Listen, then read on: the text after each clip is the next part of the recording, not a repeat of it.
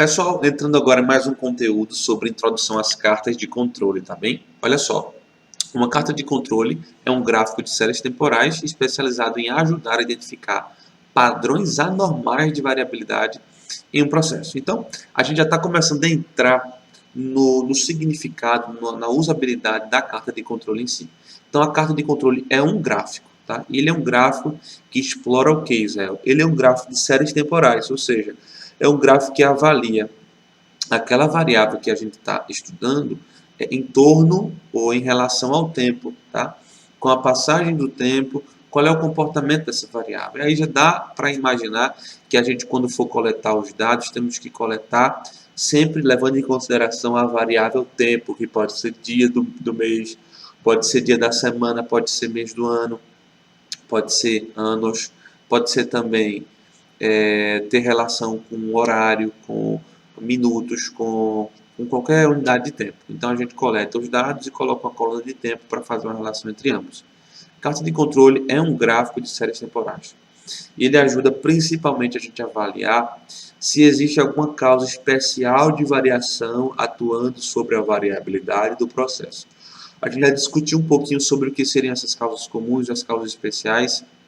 Quando a gente tem causas especiais atuando, a gente consegue analisar que o padrão da carta de controle vai mudar. E a gente tem várias regras para avaliar se está tendo algum padrão anormal, alguma variação anormal, alguma variação vinda de causa especial de variação, tá bom? Tem várias regras que vamos estudar ainda mais à frente. As cartas X/R estão entre as mais usadas e ela é utilizada para detectar alterações no processo ao longo do tempo, como já discuti. Se o processo está sofrendo variação e ele vai ser alterado ao longo do tempo, a gente já consegue observar isso nas cartas de controle, tá? Entre as cartas de controle para dados de variável, ou dados contínuos, ou dados numéricos, a mais comum é a carta X/R. A gente tem a carta X/S e tem a carta IAM também, tá? Então, as cartas de controle para variáveis representam graficamente os dados de um processo de medição contínua, como comprimento, pressão, em uma sequência ordenada de tempo. Agora, essas cartas são as cartas de controle para variável, que a gente diz são cartas de controle para dados contínuos, para dados numéricos, tá bem?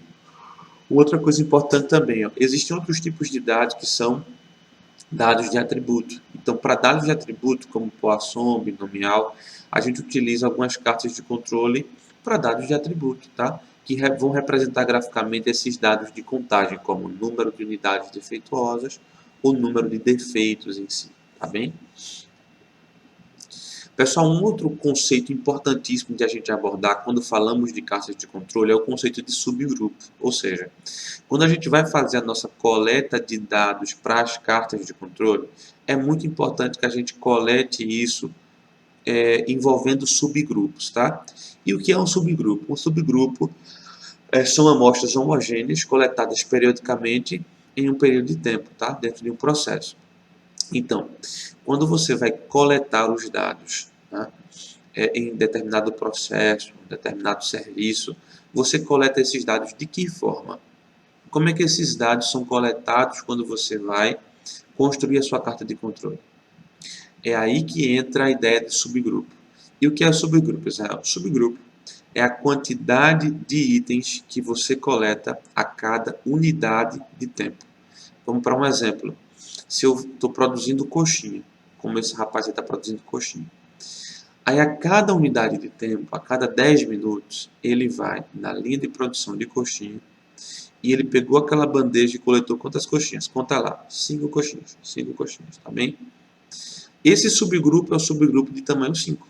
Conseguiu entender como é fácil? Ou seja, a quantidade de coxinhas que ele coleta a cada 10 minutos. Sendo assim, a quantidade de itens que ele coleta a cada unidade de tempo se chama subgrupo, tá? Então, vamos para alguns exemplos agora. Eu trabalho numa empresa de transporte de valores e eu estou coletando a quantidade de malotes que são processados a cada 1 hora. A cada 1 hora. O meu setor de processamento consegue processar quantos malotes? Aí digamos que ele consiga processar 10 malotes a cada hora. E eu vou coletar os 10, se eu tiver condição de coletar os 10, eu vou fazer isso. Do contrário, eu vou coletar 4 ou 5 para eu saber qual é o valor total de cada malote. Então, qual é o tamanho do meu subgrupo? É esses 5 que eu coletei, tá? Vamos para uma manufatura agora. Estou produzindo chocolate. Batom Garoto. Imagina que na linha de produção de batom Garoto, eu esteja produzindo 5.000 batons garotos a cada 1 hora.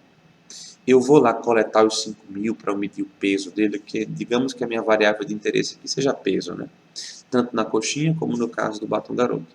Então eu vou lá e daqueles 5.000 itens que eu estou produzindo por hora, digamos que eu colete 50 itens para eu medir o peso individual de cada um e eu fazer um controle do meu peso, tá? Na minha linha de produção. Então, se eu vou lá e eu coleto 50, qual é o tamanho do meu subgrupo? 50 é a quantidade de itens que eu estou coletando a cada 1 hora.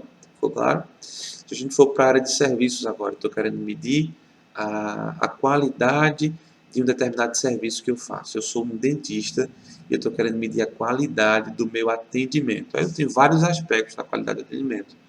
A qualidade da entrada, né, de uma clínica, a qualidade do primeiro contato, a qualidade de quando eu sentei na cadeira, a qualidade do tipo de tratamento, vários tipos, né, de itens de qualidade. E aí, para cada um, eu posso, no final do atendimento, entregar um formulário para o meu paciente e eu perguntar ao meu paciente, ó, pontue aqui, dê uma nota aqui para cada um desses itens do atendimento. Ou diga se foi com qualidade ou sem qualidade. Porque qualidade ou sem qualidade é binomial. Se for colocar para ele me dizer, né, ao longo de uma série de valores específicos, aí eu posso utilizar uma taxa? Posso. Tá? Ou eu posso utilizar o binomial? Posso também. Como é que seria o binomial nesse caso? Ó, todo mundo, a quantidade de pessoas que me deram a nota acima de 7 versus a quantidade de pessoas que me deram uma nota abaixo de 7. Isso é binomial, acima de 7 abaixo de 7. Mas eu posso transformar isso em poação? Também posso, tá? Qual é a quantidade de pessoas que me deram uma nota acima de 7 sobre a quantidade total de notas dadas? Já seria uma taxa, seria uma distribuição de Poisson. Mas independente disso, tá? Eu posso ter, no caso, né? Imagina que eu teria... isso aí seria coletar os dados não através de subgrupos, né? Seriam medições por dados de variáveis, né?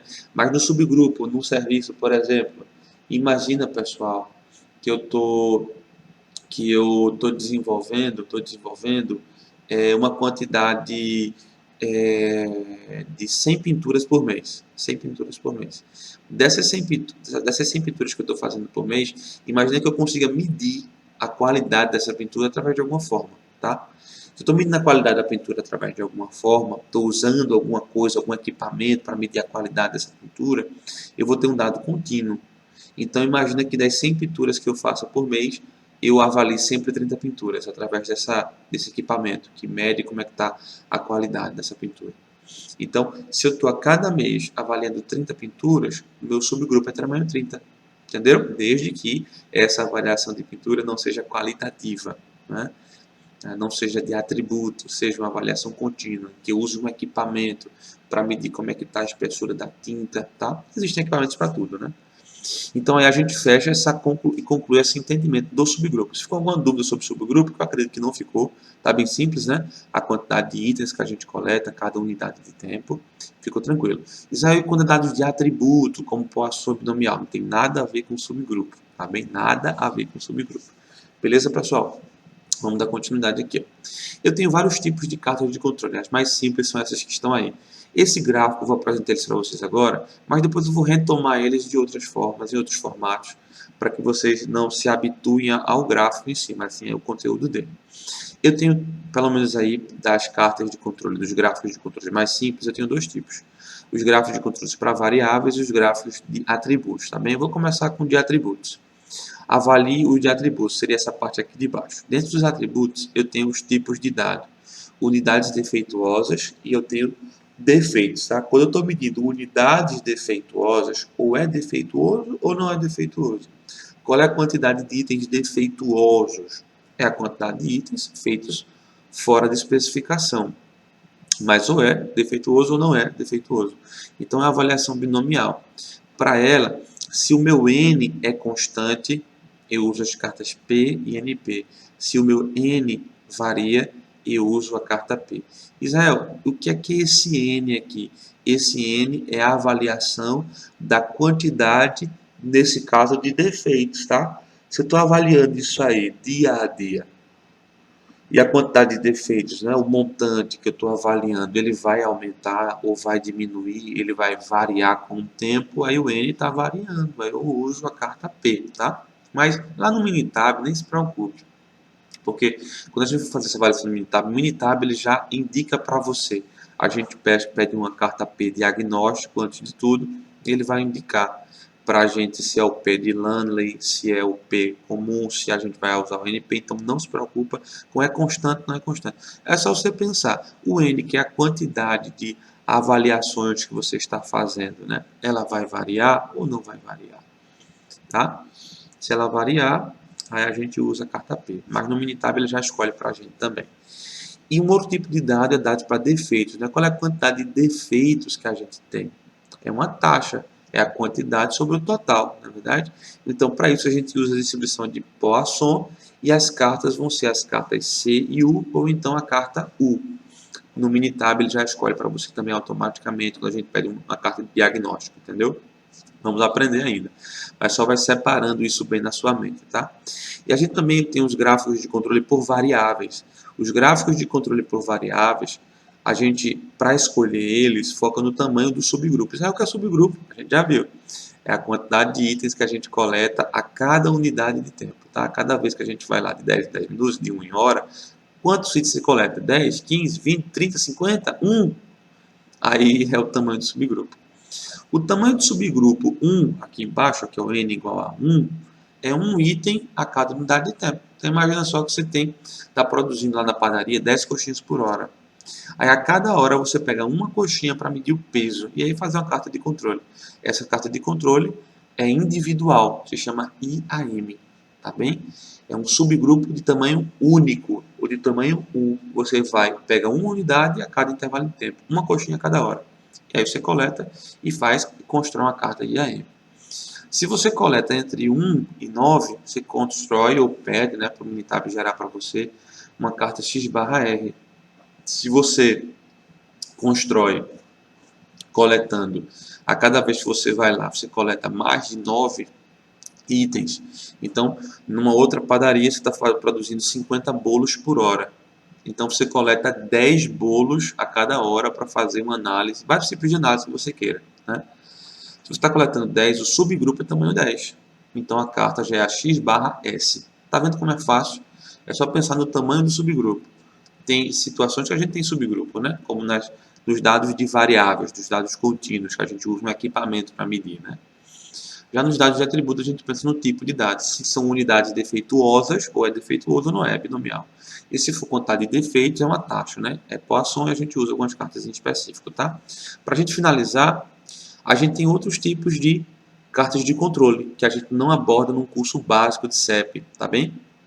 Mas olha só, é bem provável, não prometo nada a ninguém, né? Mas é bem provável que eu vá adicionando conteúdos dessas cartas de controle no final desse curso. É bem provável, não é uma coisa obrigatória. O curso, ele vai ser o primeiro módulo e o segundo módulo, que vocês vão ver já já, que a gente vai entrar nele. Já é o próximo módulo, a próxima aula já começa esse outro módulo, tá? Mas a gente tem outros tipos de cartas de controle mais avançadas, que se propõem a explicar coisas mais avançadas. Então é provável que eu lance um terceiro módulo, né, no curso, e nesse terceiro módulo eu coloque algumas ou todas essas cartas, por que não? Na verdade? Então, se você quer esse terceiro módulo, ele não está dentro do valor que você adquiriu. Isso é importante ressaltar, tá bem? O valor que você adquiriu é módulo 1 e módulo 2, que é a utilização do controle estatístico de processo para essas partes mais básicas. Mas eu posso colocar como um bônus, né?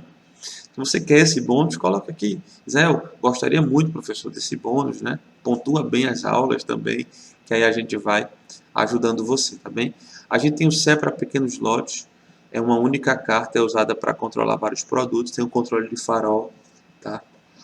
É o que a gente divide o total da amostra numa amostragem de alguns estágios, a gente vai avaliando os estágios antes, depois, né, entre controle e fora de controle, tá? Tem a carta de soma acumulada, que aí ela normalmente a gente utiliza para monitorar processos que os desvios são bem pequenos, tá? Como indústrias químicas, outras empresas grandes também. Tem a média móvel calculada exponencialmente, que tem um outro foco, tá? Então, são outras cartas de controle mais avançadas que a gente tem com o objetivo de fazer o uso do controle estatístico de processos mais avançado, com cartas de controle mais avançadas. Tá bem, pessoal? Gente, com isso, eu estou terminando agora o módulo 1. Eu espero que você tenha gostado. Nesse módulo 1, a gente abordou muito, mas muito, mas muito conteúdo, né? Avaliando desde a parte mais básica, falando sobre a qualidade, desdobramento da qualidade, necessidade de a gente controlar não apenas as saídas do processo, mas principalmente as entradas do processo e o processo em si, né? Através do uso de cartas de controle para isso. Discutimos sobre variação, variabilidade, variável, a estatística básica para você utilizar as cartas de controle. Iniciamos o Minitab, introduzi você o Minitab, você entendeu lá como utilizar o Minitab ao seu favor, né? Por último, a gente falou de distribuições de probabilidade, falamos de cartas de controle, tá bem? Olha aqui, a gente abordou todos esses conteúdos aqui, né? A diferença entre causas comuns, entre causas especiais, tá, pessoal? E falamos agora de distribuição de probabilidade, cartas de controle, e fechamos esse módulo 1, que é um módulo que eu sei que a partir de agora você está preparado para entrar no módulo 2. O módulo 2 já é a aplicação prática das cartas de controle. Mas eu, Israel, não sou um professor, não sou professor que ensino blá blá blá. Eu ensino coisa que vai ser aplicada na prática, né? Então, a gente vai abordar nesse módulo 2 coisas que estão em conjunto com o controle estatístico de processos para ajudar você a aplicar as cartas de controle. Não adianta de nada se aplicar as cartas de controle sem antes fazer uma boa avaliação do sistema de medição, sem antes você souber de capabilidade de processo. Então, a gente vai abordar pouco a pouco, passo a passo, tá? Eu quero colocar aqui um bônus, algo adicional para você, que é o seguinte, ó. Eu vou aqui fechar essa aula, vou abrir uma próxima aula com o Minitab, tá? E lá no Minitab eu vou te ensinar a como encontrar qual é a distribuição de probabilidade para um conjunto de dados que você tem. Então, mesmo que você ficou com dúvida, né? Como é que eu vou descobrir qual a distribuição de probabilidade? Então, para fazer esse tópico 5, eu vou abrir o Minitab e te mostro lá como é que a gente faz isso, tá? E já vou abrir lá o menu assistente para te mostrar o caminho para as cartas de controle, tá? Vai ser a última aula desse tópico 5 desse módulo 1. Aí depois a gente entra no módulo 2, eu introduzo e falo tudo que eu preciso lá. Beleza? Vamos lá? Um abração para vocês, gente. Até já.